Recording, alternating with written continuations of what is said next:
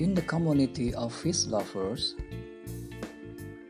salt is a common thing, believed to be able to treat sick fish. Some even use salt to maintain the health of the fish.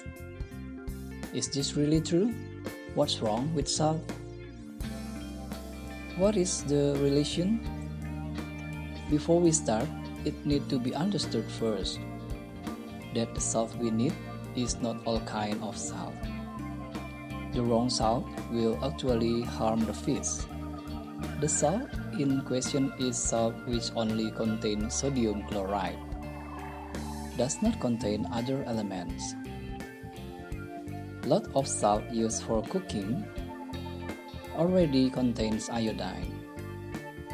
Iodine can be dangerous for fish. So make sure that the salt will be used is just natrium chloride salt without iodine.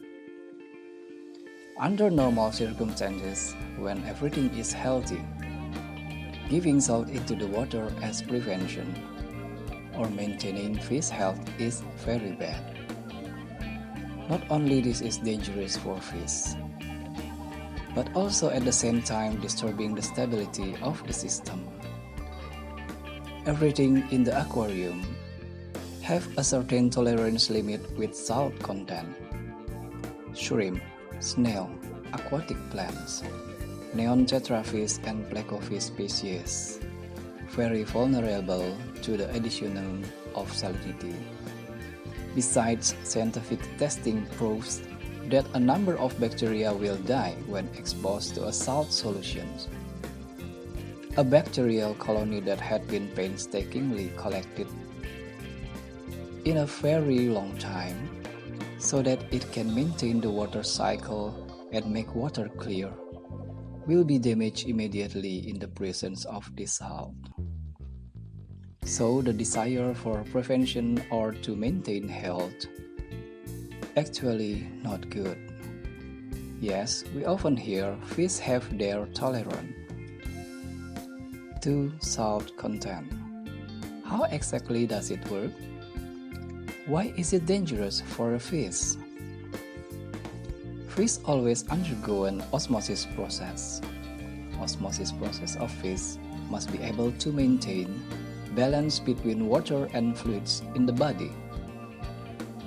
We need to understand the osmosis process in general. This is about the osmosis process. There are two solutions we separate from a fabric membrane. The left side is ordinary water, and the right solution is thicker water. Suppose we use a sugar solution. What will happen then? Water slowly from the left will penetrate the pores of the soft cloth to the right. So the direction of osmosis always from thinner to thicker liquid. When the water penetrates into the right side, then there will be a few amount on the right becoming thinner. And this part will compensate by penetrating to the left. From this action and reaction, then the water on the left will slowly become sweet, and sugar liquid on the right will slowly become less sweet. That's the osmosis process that occurs and will take place continuously without stopping until it can no longer penetrate each other to compensate. This is what happened to a fish body with water in its environment. If it happens like this continuously, the fish will die. Why? Because all the fish body fluids have come out, and many are replaced by water from outside. All living things must not lack of bodily fluids. Lacking in small amount is normal, but less than a certain normal limit, we say that dehydration has occurred. Bodily fluids are very important in living things to maintain all cell life in the body. Yes, we as living creatures, human, animals, plants, are multicellular living things. There needs to be a container that guards this cell. In its place, receiving food, interact, grow, and develop. The container is body fluid. This osmosis process needs to be controlled so that the transfer of the two liquids earlier does not exceed specified limit.